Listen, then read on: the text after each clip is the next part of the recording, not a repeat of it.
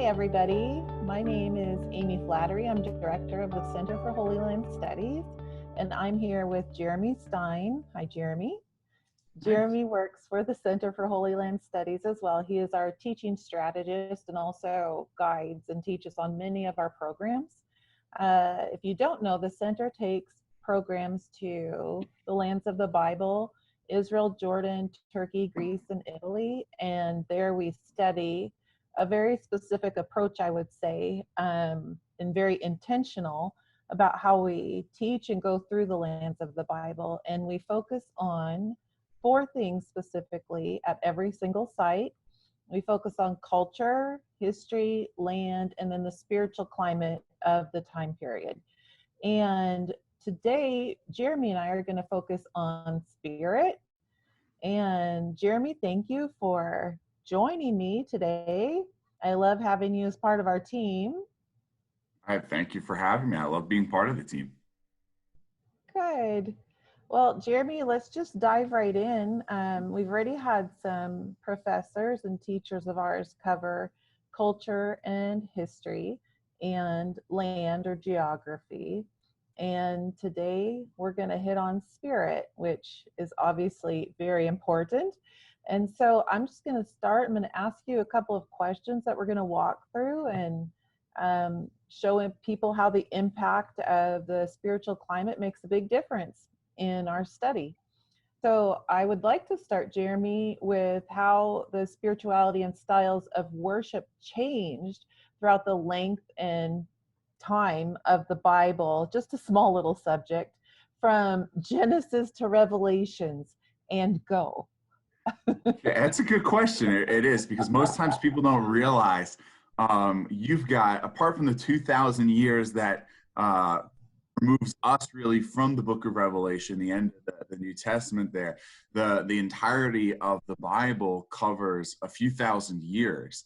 And how man understands and knows God and worships God changes significantly over that time. We often hear that God is the same yesterday, today, and forever. But keep in mind that our understanding as man of God is a progressive revelation. How Adam understands God is not the same as Abraham. How Abraham understands and worships God is not the same as David. And then even you have some points where you have a watershed mark in a generation where David and his generation, they don't understand and worship God the same way that the following generation of Solomon with the temple understands and worships God. And so if we look at from the very beginning, Adam is intimate with God because God has created him, and he walks with God in the garden. And this is kind of the understanding that you have with the early biblical texts inside Genesis. There is that these early fathers knew God intimately. Enoch, for example, walks with God until he basically walks to heaven. And then you get to Abraham, where Abraham is, remember, he's an idolater inside basically Babylon, Ur of the Chaldeans, and he is following God basically off of God's calling and God's voice. Yes, he has his theophanies, but he is having a level of faith that is different from basically what was required by his forefathers who intimately knew God. Now we jump down a few hundred years till we get to the time of Moses, where once again they're still following God. They've seen his mighty acts, his works, but they are surrounded in a area of desolation. First they're in slavery, then they're in the wilderness, and they're following God. And how they worship God becomes far more corporate because they're all gathering in one place. They're all worshiping him now at the tabernacle, this tent where his spirit dwells. And then you have the tabernacle eventually being set up and solitary at Shiloh, where all of Israel, after they're established in the land, is coming to that place to worship. Instead, they were following with the tabernacle all around the wilderness before this, and now they're all coming and meeting God at this place 3 times a year at the 3 festivals. And eventually, when that is destroyed, you have a short period where you don't have a one place where everybody is gathering. It's basically one generation. It's basically David's generation until the temple is established, and that only lasts for another just one generation where everybody is gathering in Jerusalem worshiping, because after Solomon's generation, you have the problems with Jeroboam and Rehoboam, where the kingdom of Israel splits, and the northern kingdoms, they begin setting up their altars. Jeroboam sets up an altar and at Bethel, and the northern people start worshiping there in order so that they don't worship God at the temple in Jerusalem, because firstly, the temple of Jerusalem is the place where God prescribes worship to take place. It's where his Shekinah glory, his visible holy presence dwells, and the people go there and they worship at the temple, knowing this 3 times a year. And eventually, even when the temple is destroyed, you have this big question of, well, how do we worship God? And this is how we start seeing the foundation of the synagogues, which start creeping up when Israel starts being kicked out of the land and there is no temple eventually, and they're finding a place to worship that's going to essentially be the placeholder until the temple is rebuilt. And you have a second temple that is rebuilt, as we see in Ezra and Nehemiah, that takes place under the direction of Zerubbabel, and that's eventually going to be called Herod's temple, because Herod is going to vastly expand it. That's the temple that Jesus is worshiping in his day. And so in his day, it's similar to what it is like in Solomon's day, where the people of Israel are coming to the centralized place in Jerusalem to worship God, worship at the temple. Now, granted, not everybody. We're seeing this shift in spirituality where it's become a little bit more relaxed, because Israel, throughout the course of history, with Babylonian invasion and Assyrian invasion and people just being spread out throughout the world, you have Jews as far as Rome and Spain that aren't able to come to the temple 3 times a year. And so it becomes for some a once in a lifetime. The shift essentially starts going towards the synagogue and what's called the diaspora world outside of the land of Israel. And as we know from the New Testament, the synagogue is really what's going to give birth to the church, how we start understanding our own spirituality, because where does Paul go inside all the towns that have a Jewish population when we've seen him do his ministry as a missionary to the Greco-Roman world in Turkey, Greece, and eventually in Rome? He goes to the synagogues. That's where the Jews are gathering. When he goes in, and if the city doesn't have a large Jewish population, we'll take Philippi, he goes down to the river because they don't have 10 Jewish men apparently to create a synagogue, and so that is the essentially meeting place instead. And so how the synagogue starts getting its power in the diaspora is how we start getting our establishment of the church. And eventually in 70 AD, when the temple is destroyed under the forces of Titus during the first Roman, or the first Jewish revolt against the Romans, that is going to be essentially the complete shift to the world of the synagogue and the true development into the world of the church, bringing us eventually how we're going to see ourselves. Because very similarly, you know, our synagogues become a place of the reading of scripture, or I should say our churches are like the synagogues, play a place of reading of scripture, of prayer, of worship, of teaching. And that's kind of how we see this progressive trend of spirituality and how people interact with God, or try to interact with God throughout the course of the Bible up until today. What are some spiritual approaches that you take to sites where you may combine both ancient narrative as well as modern understanding and adaptation of spirituality and worship? I would say Dan is one of my favorite to do that at. Tell Dan, it's all the way in the north of Israel. It's absolutely amazing.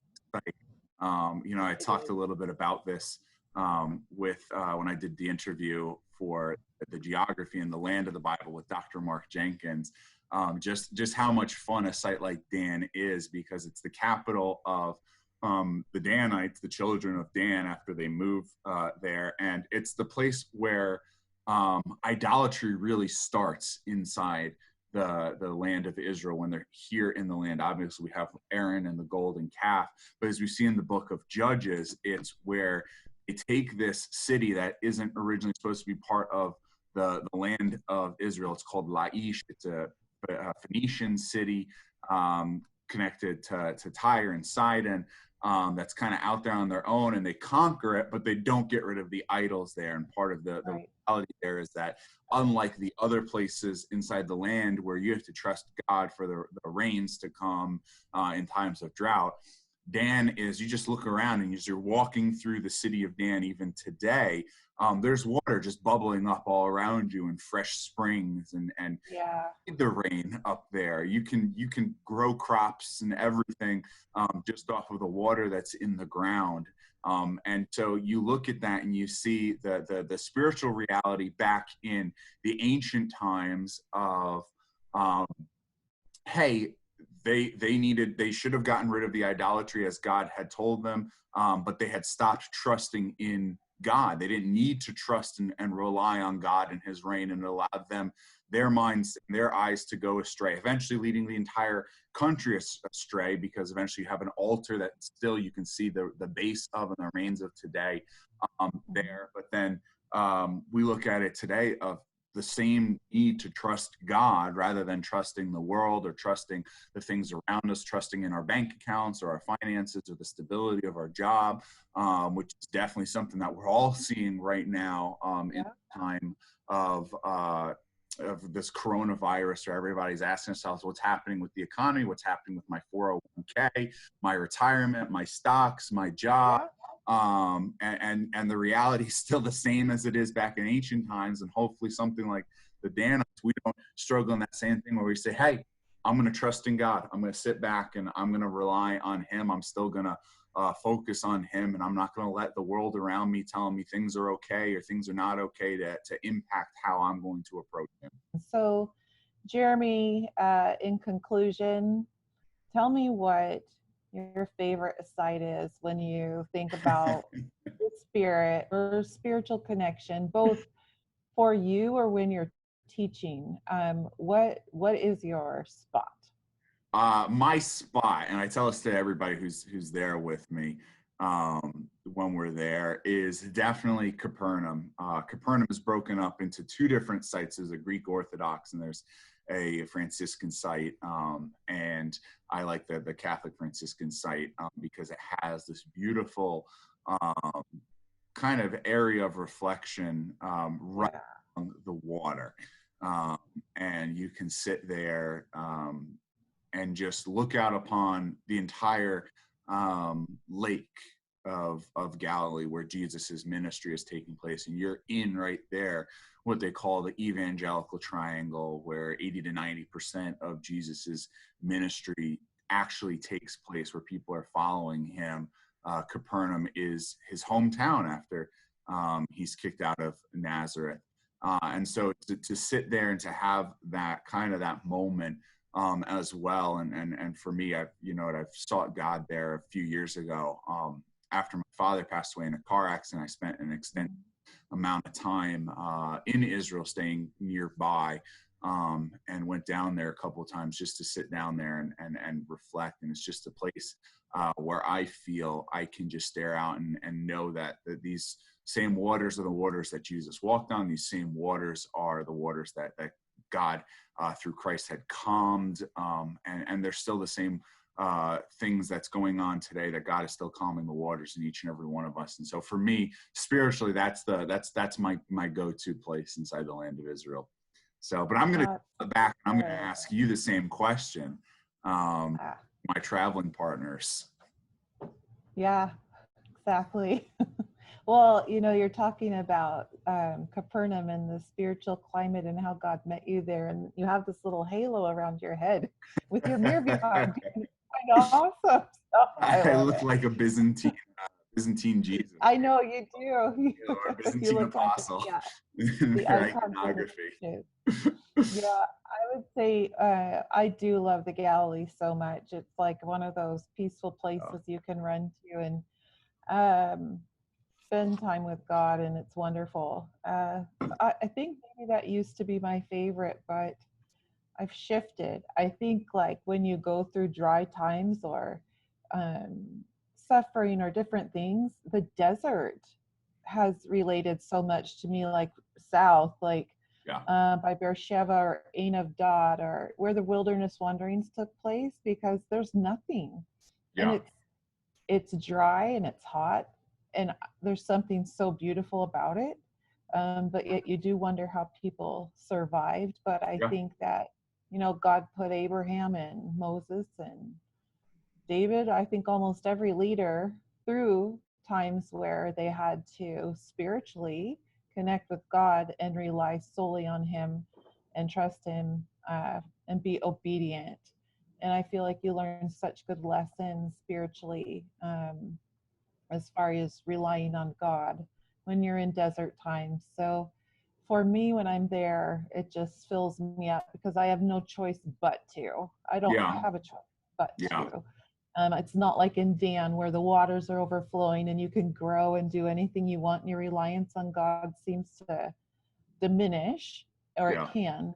Um, in the desert, it's not like that. So Yeah. that's probably my favorite too. But all of it is good. All of it is so good.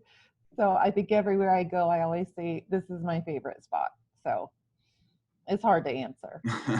But Jeremy, thank you so much Thank you for for having me. doing this with me, and I appreciate you so much and your knowledge. And I'm telling you, anybody would be so blessed to be on a program with you, and to read some of your writings. And I'm just really proud of you. And I thank you for joining me on this topic of spirit. And so, if anybody wants to learn anything more, we have some great resources on the Center for Holy Land Studies website.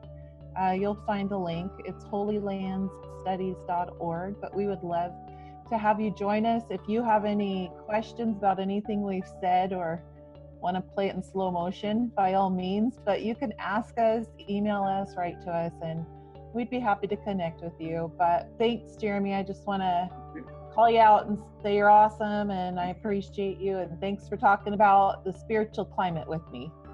Quite welcome. Thanks for having me. Yeah, I'll see you Monday at work.